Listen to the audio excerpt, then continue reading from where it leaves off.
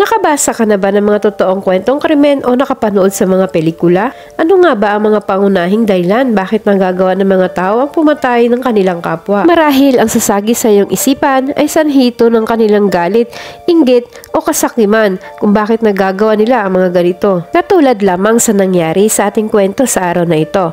Magandang araw po sa ating lahat. Ako po si Maan at bago ko simulan ang ating istorya ay nais ko po kayong i-welcome sa bago kong channel, ang Crime Files Tagalog Stories. Dito po sa channel kong ito ay ibabahagi ko po sa inyo ang mga pangyayaring krimen saan mang panig ng ating mundo. At kung mahilig naman po kayo sa mga ganitong kwento, humihingi po ako sa inyo na pakipindot ang subscribe button para kung may mga bago man tayong video ay manotify po kayo. Marami pong salamat! Disclaimer, ang lahat ng mga taong nabanggit at mababanggit sa kwentong ito ay inyong matutunghayan at mababasa sa lahat ng pahayagan kung kayo ay mananaliksik. Siya si Jenny Chok.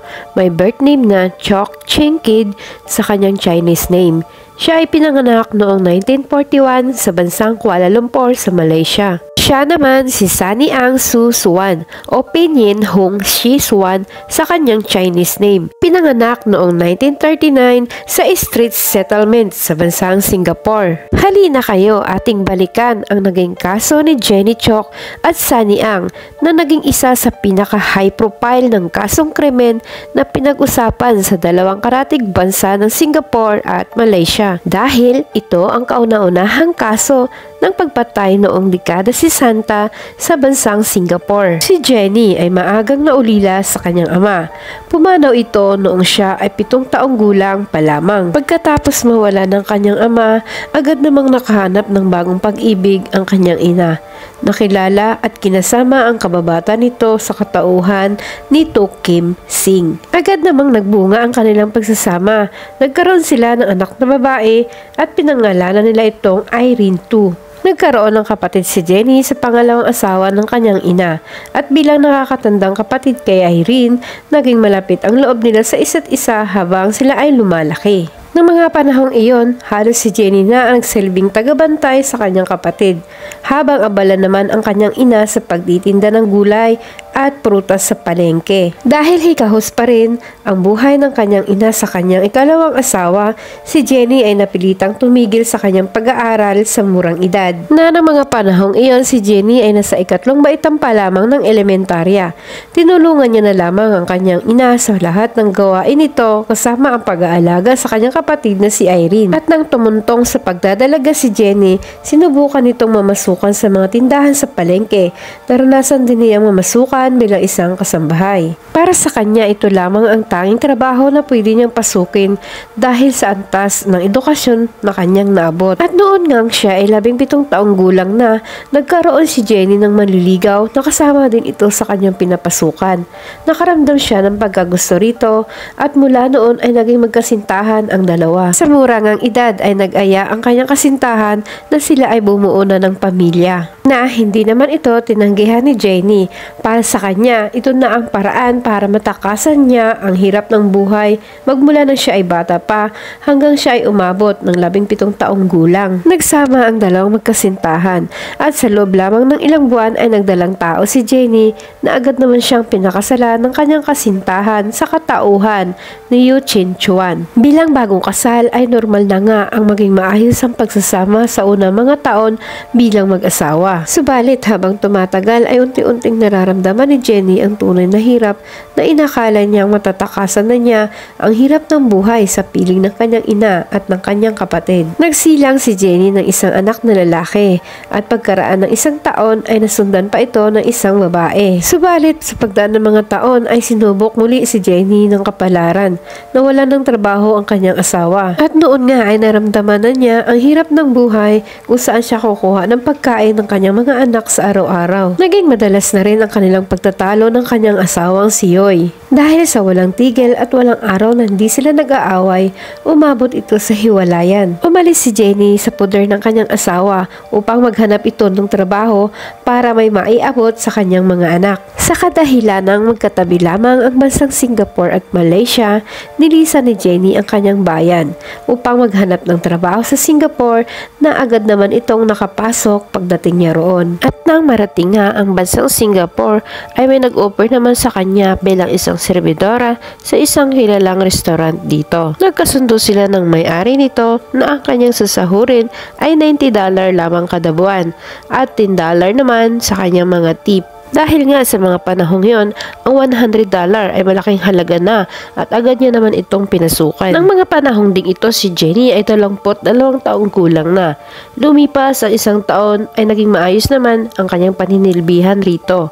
Marami na rin siyang mga naging kaibigan. Isang araw nga ng Mayo 1963 nang pumasok sa restaurant na pinapasukan ni Jenny ang isang matipulong binata sa katauhan ni Sunny Ang para magpalipas ng oras dito. Bago natin ipagpatuloy ang kwentong ito, balikan natin si Sunny Ang na babago sa takbo ng buhay ni Jenny. Si Sunny Ang Su Suan o Pinyin Hong She is Wan sa kanyang Chinese name. Kilala rin siya sa kanyang alias na Anthony Ang. Siya ay 24 taong gulang na mga panahong iyon. Si Ang ay nagmula sa isang middle class family. Nag-aaral ito sa Cambridge, isang pribadong eskwelahan sa Singapore na ngayon ay GCE O Levels na ang pangalan. Sa eskwelahan kanyang pinapasukan ay kinagiliwan siya ng kanyang mga kaibigan dahil sa taglay nitong itsura at talino. Angat din siya sa iba niya pang mga kamag-aral. Noong taong 1955, nagtapos siya ng sekundarya sa Victoria School sa Singapore. Nagpatuloy siya sa kanyang pag-aaral dahil sa matalino nga si Sunny, 2 taon lamang siya sa kolehiyo. At taong 1957 ay sinanay si Sunny sa kanyang paaralan bilang isang maging guro. Masaya si Sunny at agad niya naman itong tinanggap. Nagpatuloy ang sunod-sunod na swerte sa kanyang naging karera. Subalit, nang sa kalagitaan ng sa kanyang pagsasanay, nakatanggap siya ng isang imbitasyon mula sa isang ahensya ng gobyerno sa Singapore. Ayon sa imbitasyon na kanyang natanggap, nakalahad dito na inaalok siya ng gobyerno ng Singapore at binibigyan siya ng libreng pag-aaral para maging isang piloto. Walang mapaglagyan ang tuwang nararamdaman ni Sunny. Hindi na siya nagdalawang isip at agad na tinanggap ang isang malaking oportunidad na kanyang nakamtan. Pinitawan nga niya ang pagiging guro at inihanda ang sarili sa panibagong hamon ng karera na kanyang kahaharapin. Agad ay nagsimulang magsanay si Ang bilang isang piloto. Hindi ito naging madali para sa kanya dahil dito rin nasubok ang kanyang pasensya. At lingid din sa kaalaman ng nakakarami, si Sunny Ang ay may mga ugaling mabilis magalit, walang pasensya, madaling uminit ang ulo sa mga konting bagay kapag di niya ito nagustuhan. Madalas din itong iritable at naninigaw ito kapag galit. Subalit, pagsapit ng isang buwan nang siya ay nagsimulang magsanay sa pagpapalipad ng isang commercial plane, nagsimula na itong maglabag ng mga panuntunan na itinalaga ng pamunuan ng nasabing ahensya. Marami na ngang pagkakamali ang nilabag ni Sunny. Isa na rito ang madalas na makipagsagutan sa kanyang trainer kapag wala siya sa kondisyon. Agad itong nakarating sa pamunuan ng ahensya na nagsasanay kay Ang.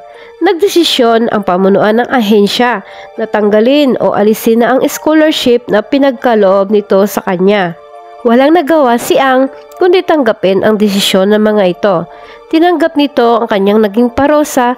Iginawad nila kay Sunny Ang na patalsikin ito dahil sa kawalan nito ng disiplina at nagkasundo ang mga ito na maghanap ng bagong karapat-dapat na ipapalit sa kanya. Taong 1961, hindi nga nagkamali ng kanyang kutob si Sunny. Sumubok siyang mag-apply sa isang organisasyon na kung saan ay natanggap siya bilang isang Grand Prix driver dito. At sa mga hindi po nakakaalam kung ano ang Grand Prix, isa po itong racing car. Natanggap siya rito bilang isang driver. At sa unang buwan nga ng kanyang pagtatrabaho rito, naging maayos naman ang kanyang mga pinakita sa kanyang mga naging kasama. Katunayan nga ay isa siya sa mga napasama sa mga 10 hinirang bilang isa sa pinakamagaling na manlalaro ng kanilang kupunan. Subalit ng mga sumunod na buwan ay ganoon na naman ang pinakita niyang pag-uugali, katulad kung saan siya pinatalsik at tatanggalan ng scholarship sa una nitong pinasukan. Naging walang ingat nga ito sa kanyang mga naging galaw. Katulad ng dati, bugnutin ito ito. Walang pasensya at madaling magalit sa mga simpleng bagay. Isang araw habang siya ay nagmamaneho, pauwi ng kanyang tahanan. Mabilis ang pagpapatakbo nito sa kanyang sinasakyan. Hindi nga nito namalayan na may isang pedestrian at may isa sanang taong papatawid rito. At sa bilis nga ng mga pangyayari, nasa pool ang papatawid sana noon. Agad namang nakatawag ng ambulansya ang mga nakasaksi sa pangyayari.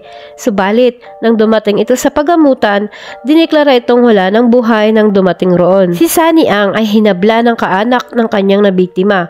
Nilitis ang kanyang naging kaso.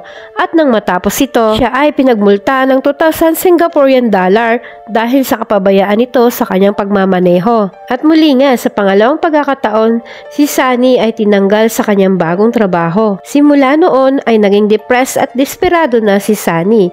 Sumubok siyang mag-apply muli sa iba pang trabaho na alam niyang gawin. Subalit walang sinuman ang tumatanggap sa kanya. At sa mga nangyari, dahil dito ay naging magulo ang kanyang isipan. At noon nga ang taong 1962, isang taon ang lumipas, si Sunny ay muling inaresto. Dahil umano sa tangka nitong pagnakawan ang kanyang sariling ama ng 7,000 Singaporean dollar. Sa ginawa nga ni Sunny, di maiwasang magalit ng kanyang ama. Nagsampa ito ng reklamo laban sa kanya. Naniniwala pa rin tayo na ang blood ay thicker than water. Marahil ang nais lamang ng kanyang ama ay turuan ito o bigyan ng leksyon ang kanyang anak. Nang malitis nga ang kasong isinampa ng kanyang ama, probation lamang ang kanyang naging parusa. Sa mga nagtatanong kung ano ang ibig sabihin ng probation, ito ay isang mababang pataw na parusa ng hukuman sa mga nagkasala o ang tinatawag nilang house arrest. Binibigyang daan nito ang isang taong nagkasala na manatili sa kanyang komunidad sa halip na ikulong sa kulungan. Ngunit kinakailangang sundin nito alinsunod sa mga alituturing pinag-uutos ng batas sa akusado. Lumipas nga ang mga panahon at natapos na din niya ang itinakdang araw ng kanyang naging parusa. Naisipan ni Sunny na magbalik eskwela at sa tulong nga ng kanyang ina, kumuha siya ng kursong abogasya. Nagtungo ito sa bansang Inglaterra para doon ay ipagpatuloy ang kanyang naging pasya. At pagdaan nga ng isang taon, muling bumalik ng Singapore si Ang. Ayon sa kanya, naging mahirap na pagsabayin ang kanyang pag-aaral at pagtatrabaho sa gabi. Sinubukan kasi niyang pumasok sa isang paspo doon upang makadagdag sa kanyang gastusin. Subalit, naging mahirap ito para sa kanya. At noong taong 1963, nang binalikan ni Sunny ang kanyang bayan, nagtungo ito sa kilalang restaurant bar kung saan naninilbihan si Jenny. Nang maupo siya sa isang lamesa, lumapit sa kanya ang isa sa mga kasamahan ni Jenny para tanungin kung ano ang order nito. Iniutos nga niya sa servidora na bigyan siya ng isang basong tequila. Unti-unti ngang nagsipagdatingan ang mga customer noon. Lumabas si Jenny upang tulungan ang kanyang mga kasamahan. At dito nga'y nakatawag ng kanyang pansin ang isang lalaki na bago sa kanyang paningin. At habang si Sunny naman ay hawak pa rin ang baso ng kanyang alak at nabaling ang paningin sa kanya, nagpanama ang kanilang mga mata. Nooy, maagap nang ngumiti si Jenny sa binata bilang pagbati nito.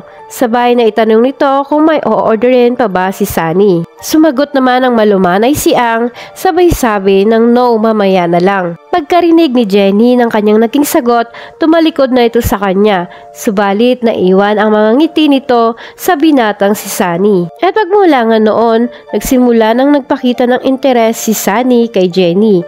Naging madalas ang kanyang pagpunta rito para kaibiganin si Chok. Dahil hindi nga maitatanggi kay Jenny ang kaakit-akit na itsura ni Ang pagdating sa mga babae, agad nakapalagayan niya ito ng loob. Simula nga nang una silang magkita, unti-unting nabuo ang pagtingin ni Chok sa binatang si Sunny. At nang dahil sa pinapakita ni Sunny katangian, madaling nahulog ang loob ni Jenny rito. Dumaan ang mga araw at sa maikling panahon ng kanilang pagkakilala, tuluyang napaibig ni Sunny si Chok. Naging magkarelasyon ang dalawa. Agad ngang nagsama sa iisang tirahan si Sunny at si Jenny. Naanimoy isang ganap na mag-asawa at matagal na magkarelasyon ang dalawa. Madalas itong ihatid sundo ni Sunny sa pinapasukan ni Jenny. At bilang ang karelasyon ni Jenny ay naging overprotective ito sa kanya. Marami ang hindi makapaniwala sa mabilisang relasyon ng dalawa. Marami ding natatanggap na pangungutya si Jenny na hindi raw bagay ito para kay Sunny. Subalit marami din ang hindi naniniwala at nagsasabi na wala siyang mararating sa binata. Pinagkibit balikat na lamang ito ni Jenny at hinayaan ang patuloy na pangungutya sa kanya ng iba. At minsan nga habang magkausap ang magkasintahan, hinikayat ni Sunny si Jenny na kunan niya ito ng isang life insurance. Aniya pa kay Jenny na siya mismo ang magbabayad nito. Ipinaunawa niya kay Jenny na kung sakaling may mangyari dito ay hindi ito mahihirapan dahil may makukuha itong pera. Nang dahil sa pagmamahal ni Jenny sa binata ay agad niyang napauo ito. Isang araw nga ay isnama ni Sunny si Jenny sa isang opisina para paglagdain ito at ipresenta na rin sa mga tauhan dito kung sino si Jenny na may-ari ng kinuha nilang plan. Sa kadahilanan ding kulang sa edukasyon at kaalaman si Jenny, naging sunod-sunuran ito kay Ang. Naisakatuparan na nga ni Sunny ang insurance na gusto niyang mangyari noon kay Jenny. Na siya rin mismo ang nagbabayad ng buwanan ng mga ito. Noong August 27, 1963, dahil walang pasok noon si Jenny, nag-aya si Sunny na mag-scuba diving sila. Masaya noon si Chuck dahil ayon sa kanya buong buhay niya ay hindi niya naranasan ang mga bagay na ito. Inakala niya ring isang perpektong relasyon na ang meron siya kay Sunny. Sa pangalawang kahilingan ni Ang ay sumama si Jenny. Bagamat may mga pangamba dahil para sa kanya ay hindi siya marunong lumangoy, pinanatag na lamang niya ang kanyang kalooban dahil para sa kanya ay hindi naman siya pababayaan ng kanyang kasintahan. Ni hindi rin sumagi sa kanyang isipan na may mga banta ng panganib sa kanyang buhay ng mga panahong iyon. Mabilis ngang umalis ang dalawa at nang marating nila ang pantalan, inarkila nila ang bangka ni Yusuf bin Ahmad, isa itong boatman, para gamitin ito patungo sa Pulayu Dua o ang tinatawag na Sisters Island sa Singapore. Alas 3:30 nga ng hapon nang marating nila ang isla. Kasabay nito ang utos ni Sunny Ang na doon ihinto ang bangka dahil para kay Sunny, ito ang area na napili niyang pagdausan ng kanilang scuba diving. Maya-maya nga ay inutusan na rin ni Sunny si Yusuf na ihulog ang angkla sa gitna ng tubig kung saan sila nakahinto. Sinunod nga ito ni Yusuf at pagkatapos nito ay inihagis ang isang lubid na magsisilbing gabay daw nito sa itaas ng bangka. Samantalang si Jenny naman at Sunny ay naghahanda na sa pagbaba sa tubig. Nagsuot na ang mga ito ng mga kagamitan sa paglalangoy. Noon si Sunny ay nakasuot na rin ng kanyang swimming trunks. May dala rin itong 3 piraso ng air tank, 2 pares ng clippers o ang mas kilala sa tawag na scuba pins, 2 kutsilyo, isang maliit na pala, isang akwalong equipment, at isang transistor radio. Samantalang si Jenny naman ay nagsuot ng kanyang dive belt kung saan nakakabit dito ang palakol na maliit, isang kutsilyo at isang metal na bigat gamit ang lubid upang magsilbi itong gabay niya sa ilalim. Nang maiayos na nga nila ang lahat, suminyas si Sunny kay Jenny na mauna nang bumaba ito sa tubig. Sa kabilang batid nito ang kakulangan ng karanasan ni Jenny sa paglalangoy. At nang magpailalim na nga si Jenny ay agad itong sinundan ni Sunny. Nagtagal ng 10 minuto ang dalawa sa ilalim ng tubig at nagkasundo silang bumalik ito sa bangka para palitan ang tangke ni Jenny. At ang matapos nga nila ang mga iyon ay muli silang lumusong sa tubig. Mahigit 1 oras magmula nang umalis sila sa bangka. Subalit, pagkaraan ng 1 oras, bumalik si Sunny nang hindi nito kasama si Jenny. Ayon kay Sunny, bumalik siya para palitan ang kanyang tangke dahil napansin di umano niya na may tumutulo rito. Ayon kay Yusuf, ang naging problema nito ay ang washer ng tangke.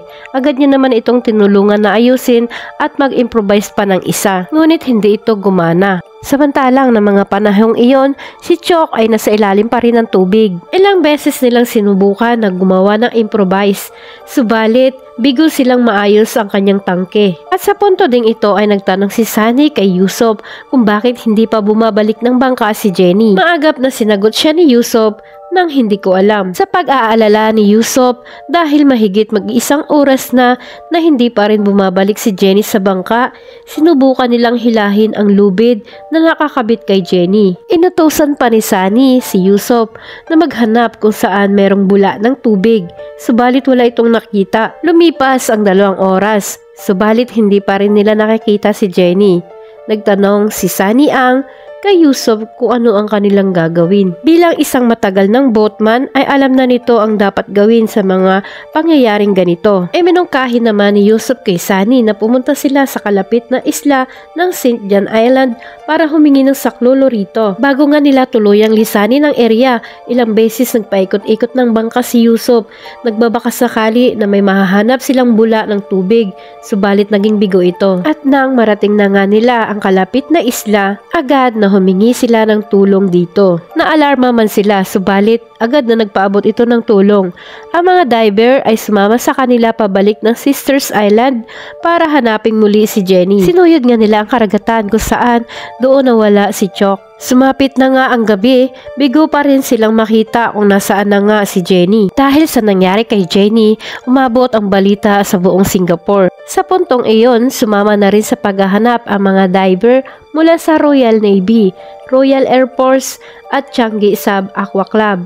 Subalit nabigo silang matagpuan ito. Dahil nga inabot na ng gabi ang paghahanap at di na nila makikita pa ito kung sakaling ipagpapatuloy pa nila. Pansamantalang itinigil ng mga otoridad ang paghahanap sa nawawalang si Jenny. Samantalang si Sunny Ang naman, kinabukasan pagkatapos ng mawala si Jenny, agad itong nagtungo sa opisina ng insurance. Ito ay para mag-report at mag-claim hinggil sa kanyang kinuhang insurance coverage ni Jenny. Nang dahil nga sa ginawa ni Ang, agad siyang pinatawag para questionin.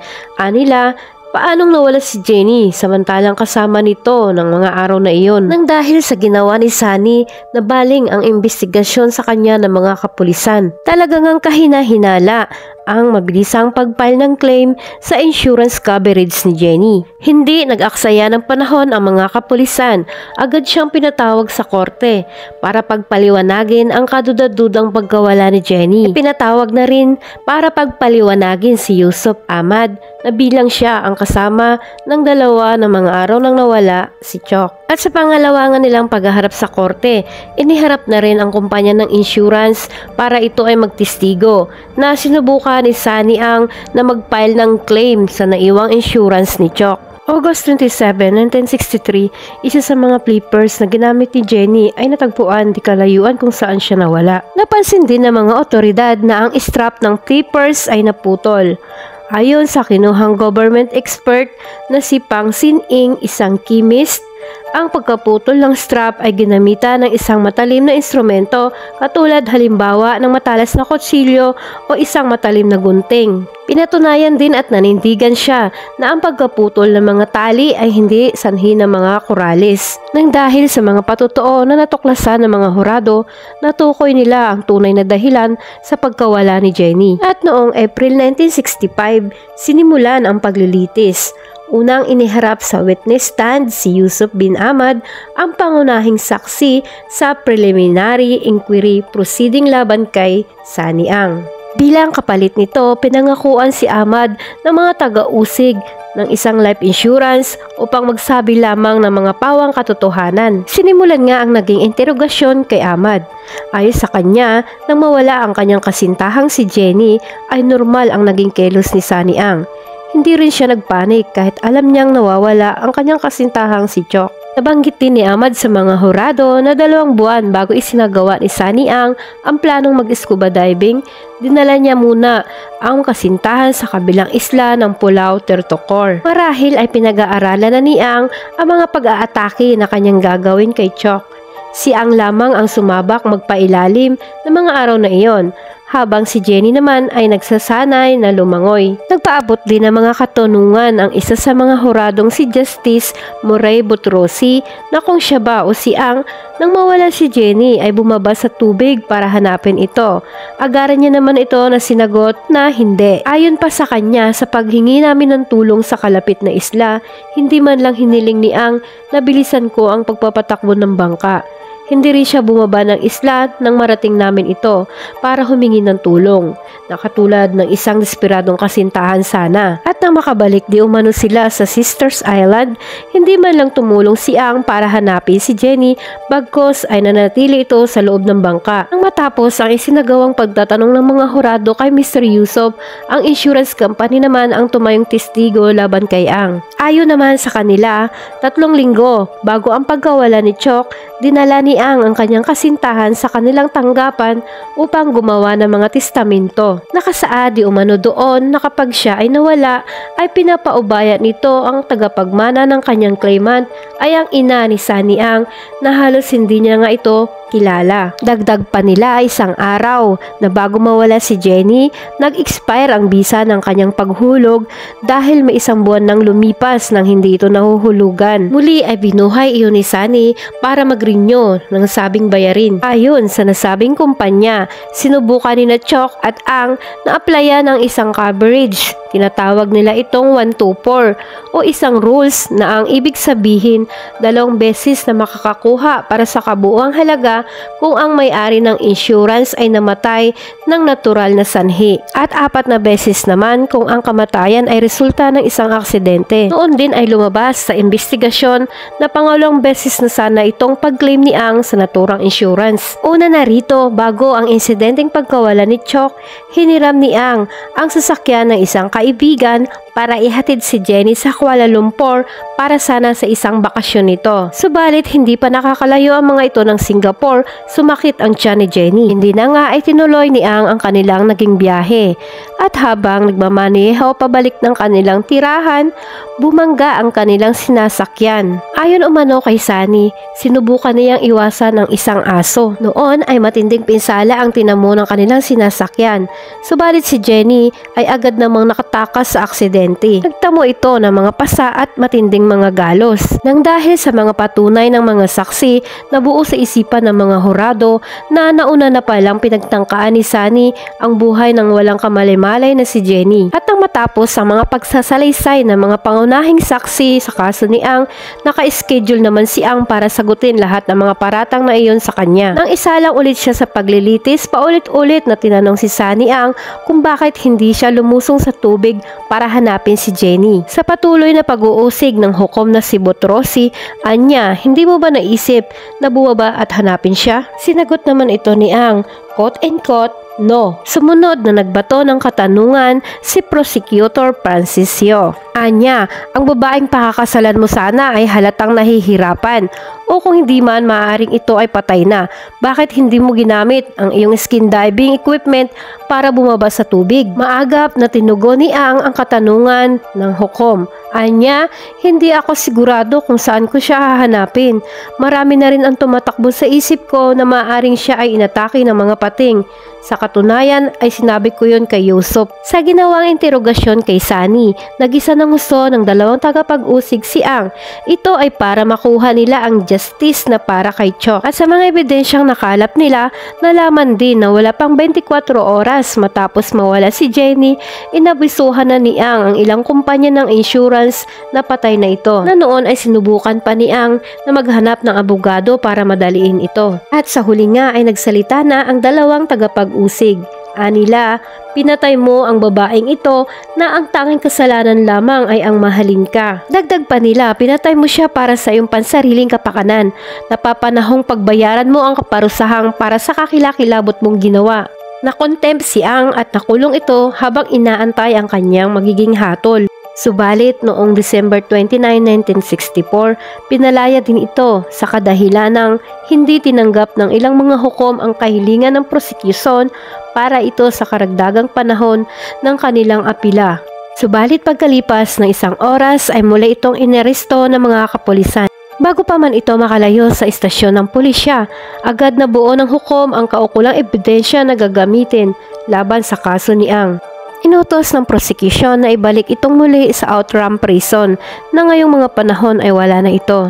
Ang paglilitis kay Ang ay nakakuha ng maraming atensyon ng publiko dahil sa hindi pangkaraniwang kasong ito ng isang taong pumatay nang wala ang katawan ng biktima. Ayon sa batas ng Singapore na ang pagpatay ay isang malaking paglabag sa bansa.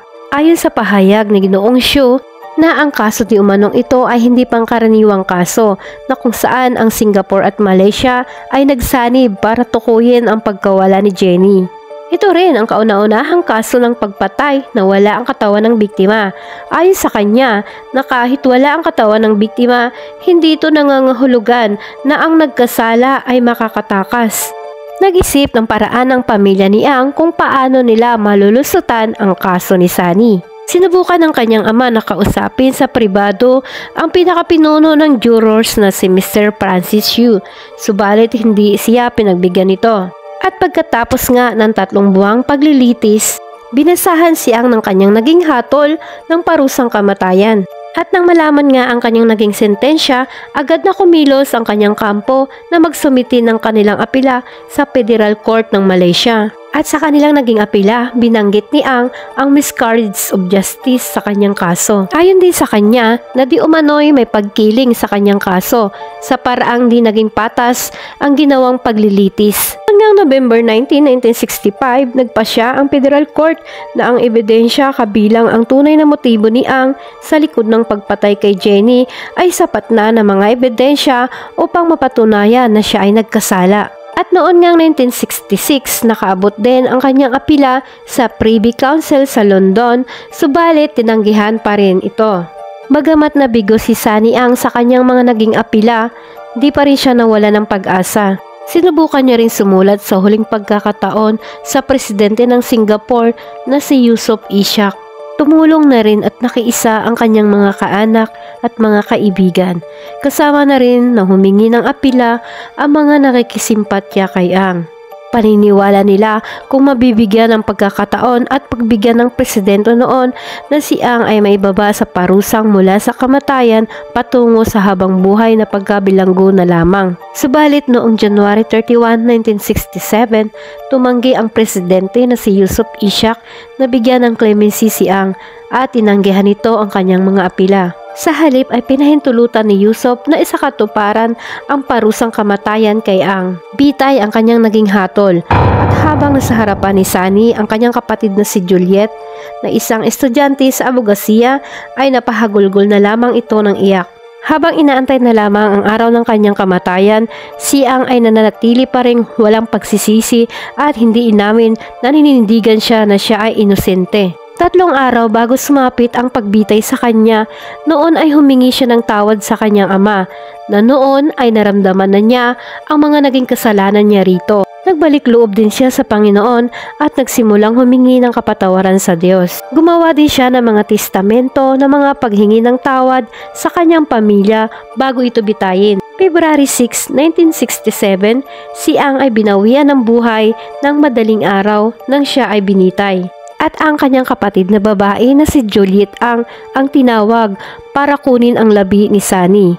Noon din ay agad nila itong pinalibing sa sementeryo ng Bidadari sa Singapore. Masakit para sa pamilya ni Sunny ang naging wakas ng buhay nito. Sa bata niyang edad ay kinitilan siya ng buhay nang dahil sa kanyang pansariling kapakanan. Ang kaso ni Sunny ay kilalang naging kaso na inihain ni Justice Francis Yu na binawian na rin ng buhay noong 2016. At hanggang sa ngayon ay hindi pa rin natatagpuan ang katawan ni Jenny Chok. Ito ay pinaniniwala ang inilibing ng buhay sa ilalim ng karagatan. Kung pinakinggan niyo po ang ating panimulang kwento sa channel na ito, maraming salamat po. Naway nagustuhan ninyo ang ating True to Life story. At kung kayo po ay may mga saloobin, mag-iwan lamang ng inyong komento sa ibaba. Huwag na rin po ninyong kalimutang mag-subscribe sa aking channel para maging updated po kayo sa ating mga bagong videos. Hanggang sa muli, maraming salamat!